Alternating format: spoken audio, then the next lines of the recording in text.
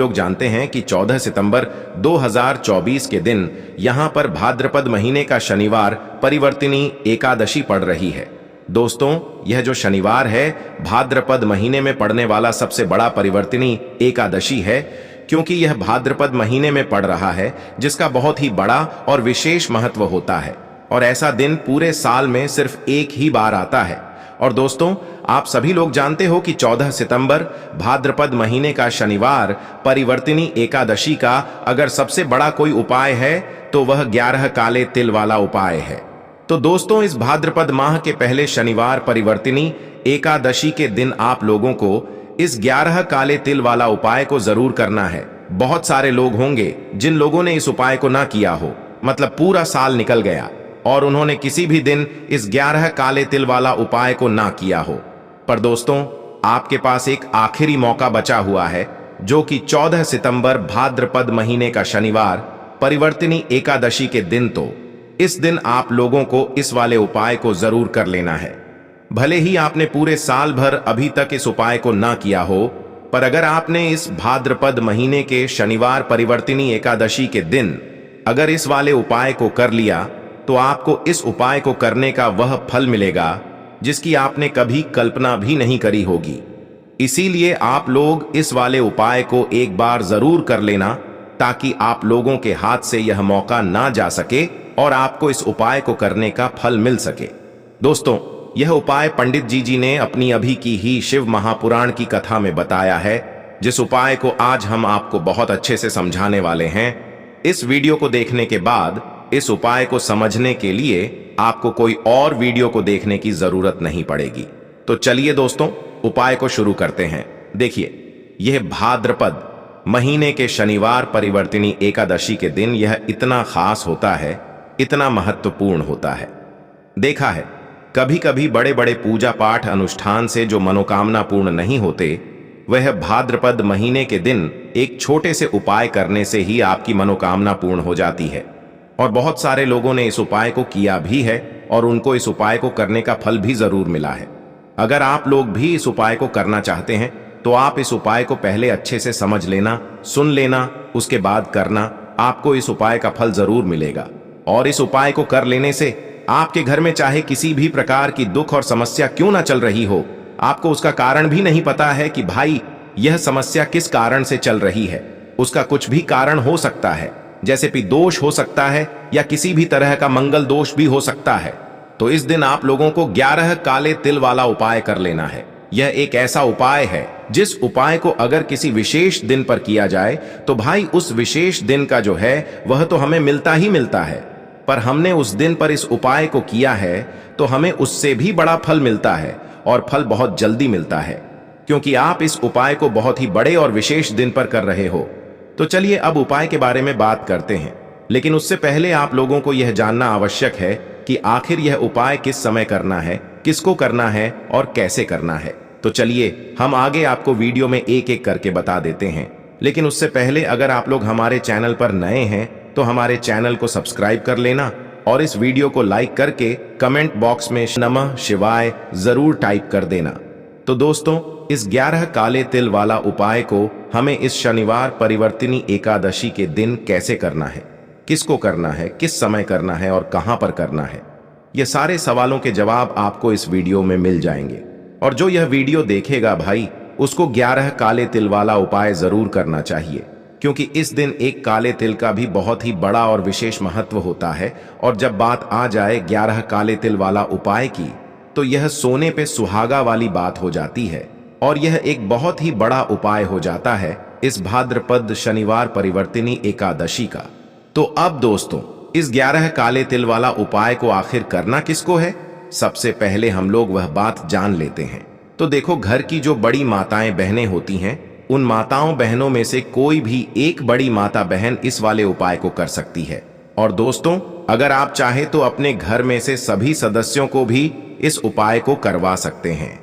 अगर किसी व्यक्ति की खुद की कोई मनोकामना है, खुद की कोई दुख और परेशानी है जो कि वह अपने लिए ही करना चाहता है इस वाले उपाय को, तो वह खुद अपने लिए भी कर सकता है।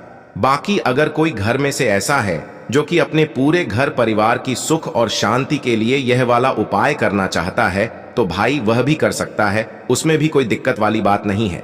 कहने का मतलब यह है कि इस उपाय को हर एक सदस्य भी कर सकता है और पूरे घर परिवार के सदस्य के लिए घर की बड़ी माताओं बहनों में से कोई एक माता बहन भी कर सकती है। माताएं बहनें अगर घर में उपस्थित ना हो या वह यह वाला उपाय ना कर पा रही हो तो फिर घर का कोई बड़ा सदस्य भी इस 11 काले तिल वाला उपाय को कर सकता है, चाहे फिर वह पुरुष ही क्यों ना हो, उसमें कोई भी दिक्कत वाली बात नहीं है। 11 काले तिल वाला उपाय को आखिर इस उपाय को हमें किस समय करना है, सुबह के समय करना है कि शाम के समय करना है? तो देखो, इस वाले उपाय को आप लोग सुबह के समय भी कर सकते हो और शाम के समय प्रदोष काल में भी कर सकते हो। अब अगर आप पूछो कि भाई सबसे उत्तम समय कौन सा रहेगा इस 11 काले तिल वाला उपाय को करने का, तो हम आपसे बस यही कहेंगे कि इस उपाय को आप सुबह के समय करेंगे तो ज्यादा बेहतर होगा। बाकी अगर प्रदोष काल शाम के समय भी करेंगे तो भी अच्छा होगा, उसमें कोई भी दिक्कत वाली बात नहीं है।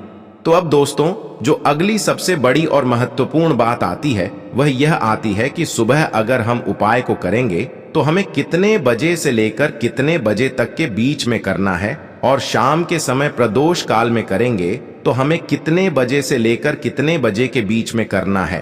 तो देखो, सुबह जितनी जल्दी हो सके आप उपाय को करने की कोशिश करना। बाकी अगर किसी कारणवश लेट भी हो जाओ, थोड़ी देर भी हो जाए, तो 10 या 12 बजे तक भी आप उपाय कर लेना, पर 12 बजे से ज्यादा देरी ना हो, ठीक है? इस बात का ध्यान रखना। उसके बाद में दोस्तों, अगर शाम के समय प्रदोष काल की बात करें, प्रदोष काल का जो समय होता है वह शाम के 6 बजे से शुरू हो जाता है। मतलब शाम के 6 बजे से लेकर 7 बजे के बीच का जो समय होता है यह समय प्रदोष काल का समय होता है। पर अभी जो मौसम चल रहा है, इस मौसम में जो है शाम बहुत देरी से होती है, तो आप इस उपाय को 7 या 8 बजे के बीच में भी कर सकते हो। मतलब शाम के 6 बजे से रात 8 बजे के बीच में आप कभी भी इस वाले उपाय को कर सकते हो, उसमें कोई भी दिक्कत वाली बात नहीं है। देखिए, शनिवार की एकादशी बहुत ही शुभकारी होती हैं, सुखकारी होती हैं, तो आपको आज के यह सुंदर से उपाय करने से नहीं चूकना है। देखिए, आज के इस वीडियो में हम आपको 4 बहुत ही सुंदर से उपाय बताने वाले हैं।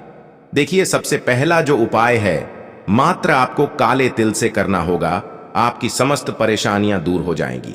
दूसरा जो उपाय है, मात्र आपको 1 चुटकी हल्दी से करना है और आपका जो सोया हुआ भाग्य है वह चमक उठेगा। तीसरा जो उपाय है, मात्र चौमुखी दीपक से करना है, जो आपके जीवन से सभी प्रकार के संकटों को समाप्त करने वाला है। और चौथा और अंतिम उपाय, आपको तुलसी जी की मिट्टी से करना होगा। आपके जीवन में जितने भी दुख, दरिद्रता और संकट है वह सभी दूर होंगे। तो यह सभी उपाय बहुत ही खास होने वाले हैं। पूज्य गुरुदेव पंडित प्रदीप जी मिश्रा की कथा को सुनकर के और समझ करके ही आपको बहुत ही विस्तार से इन उपायों को समझाने का प्रयास करेंगे। देखिए, सबसे पहला उपाय, इस उपाय के लिए आपको काले तिल लेने हैं। काले तिल के आपको 11 दाने लेना है। इसी के साथ में आपको एक स्टल का पात्र लेना है, जिसमें आपको 2 चम्मच कच्चा दूध मिलाना है और इसी पात्र में आपको शुद्ध जल मिलाना है। अब देखिए, इस उपाय को आपको बहुत ही ध्यान से समझना है। देखिए, शनिवार की परिवर्तिनी एकादशी पड़ी है। शनिवार की परिवर्तिनी एकादशी पर पीपल के वृक्ष का बहुत अधिक महत्व होता है, क्योंकि पीपल के वृक्ष में भगवान विष्णु और माता लक्ष्मी का साक्षात निवास होता है और एकादशी की जो तिथि है वह भी भगवान विष्णु को समर्पित होती है। और शनिवार के दिन पीपल के वृक्ष की पूजा करना सर्वोत्तम बताया गया है। तो देखिए, सबसे पहले तो आपको इन दोनों ही सामग्रियों को पीपल के वृक्ष के वहां पर लेकर के पहुंचना है। अब जो आपके पास काले तिल हैं, उन्हें आपको उस पात्र के अंदर डाल देना है और आपको ओम नमो भगवते वासुदेवाय इस मंत्र का जाप करते रहना है। देखिए, काले तिल जो है वह भगवान विष्णु के पसीने से उत्पन्न हुए हैं और काले तिल भगवान विष्णु को बहुत ही अधिक प्रिय है। देखिए, काले तिल जो हैं विशेषकर कर्ज मुक्ति के लिए होते हैं, परेशानियों को दूर करने के लिए होते हैं। तो आपको काले तिल और कच्चे दूध से युक्त यह जो जल है पीपल के वृक्ष में अर्पित करना है। देखिए, जल अर्पित करने से पहले पीपल के वृक्ष की आपको 5 बार परिक्रमा करनी है। देखिए, परिक्रमा करने के बाद आपको यह जो कच्चे दूध से युक्त जल है इसे पीपल के वृक्ष में अर्पित कर देना है। ओम नमो भगवते वासुदेवा इस मंत्र का 11 बार जाप करते हुए देखिए, आपको पूरा पात्र अर्पित नहीं करना है। सबसे महत्वपूर्ण और विशेष बात यही है, आपको आधा पात्र पीपल के वृक्ष के वहां पर समर्पित करना है और आधा जो पात्र है उसे आपको बचा लेना है। आधा जल अर्पित करने के बाद आपको पीपल के वृक्ष को दोनों हाथों से छूना है और आपको अपनी मनोकामना को बोल देना है। अब देखिए, आपके पास जो आधा लोटा जल और बचा हुआ है उसे आपको भगवान शिव के मंदिर में लेकर के जाना है और इसी के साथ में आपको इस दीपक में शुद्ध देसी घी का प्रयोग करना होगा। इसी के साथ में आपको मात्र एक चुटकी हल्दी लेनी होगी। देखिए, यह जो दीपक है इससे आपको जहां कहीं भी आपके घर में तुलसी जी का पौधा है, स्थान है, वहां पर आपको यह दीपक शाम के समय यानी कि सूर्यास्त के बाद में प्रज्वलित करना होगा। देखिए, दीपक को प्रज्वलित करते समय आपको ध्यान रखना है कि दीपक की बाती का जो मुख है वह आपको उत्तर दिशा की ओर रखना होगा और आपके पास जो एक चुटकी हल्दी है इसे आपको उसी दीपक के अंदर डाल देनी है। ओम महालक्ष्मी नमः इस मंत्र का लगातार जाप करते हुए और अंत में आपको इस दीपक से तुलसी जी की आरती उतार लेनी है। देखिए, तुलसी जी के वहां पर जब भी हम लंबी बाती का दीपक प्रज्वलित करें तो यह जो उपाय है विशेषकर माता लक्ष्मी के निमित्त होता है। तो विशेषकर धन की समस्याओं को दूर करने के लिए आपको यह लंबी बाती वाला दीपक तुलसी जी के पौधे के पास में ही प्रज्वलित करना है। यदि आप चाहते हैं कि आपके घर में बरकत हो, आर्थिक स्थिति में सुधार हो, तो फिर आपको लंबी बाती का ही प्रयोग करना है। देखिए दोस्तों, जब भी यह उपाय समाप्त हो जाए तो जब आपने यदि आटे का दीपक इस उपाय के लिए प्रयोग किया है तो अगली सुबह आपको इस दीपक को किसी भी वृक्ष के नीचे रख करके आ जाना है और अंत में आपको माता लक्ष्मी से प्रार्थना कर लेनी है कि जीवन में जो भी धन की समस्या है, आर्थिक संकट लगातार जीवन में बने हुए हैं, वह सभी आपकी कृपा से दूर हो। ऐसी कामना करते हुए आपको यह सुंदर सा सरल सा उपाय करना है। अब दोस्तों, हम जान लेते हैं दूसरे विशेष उपाय के बारे में। देखिए, यह उपाय भी बहुत ही विशेष है। इस उपाय को करने के लिए आपको मात्र एक गुड़ का टुकड़ा लेना होगा। इसी के साथ में आपको एक खाली पात्र लेना होगा और इस खाली पात्र में आपको थोड़ा सा जल डालना होगा। देखिए, सबसे पहले तो आपके पास जो गुड़ का टुकड़ा है इसे आपको उस स्टील की कटोरी के अंदर डाल देना है और आपको गुड़ वाला जल तैयार कर लेना है। अब इस गुड़ वाले जल को लेकर के सीधे आपको पहुंच जाना है जहां कहीं भी आपके घर में तुलसी जी का पौधा है, स्थान है, वहां पर। अब दोस्तों, आपके पास जो गुड़ वाला जल है इसे आपको अपने सीधे हाथ की हथेली पर थोड़ा सा जल लेना होगा। अब आपको अपना नाम और गोत्र को 7 बार बोलनी है। यदि आप चाहते हैं कि आपकी जो आर्थिक स्थिति है वह सुधर जाए तो इस प्रकार से काम करते हुए यह जो गुड़ वाला जल आपकी सीधे हाथ की हथेली में है इसे आपको तुलसी जी के पौधे में अर्पित कर देना है। देखिए, जब भी आप यह गुड़ वाला जल तुलसी जी के पौधे में अर्पित करेंगे तब आपको माता तुलसी से प्रार्थना करनी है कि जीवन में जो भी अंधकार है, जीवन के जो दुर्भाग्य हैं, हमारा जो व्यापार है वह अच्छे से नहीं चल पा रहा है, मेरी जो नौकरी है वह अच्छे से नहीं चल पा रही है, मेरे घर में और जीवन में धन की जो बरकत है वह नहीं हो पा रही है, तो मेरे जीवन की यह जो सभी समस्याएं हैं यह दूर हो। इस प्रकार से आपको काम करनी है।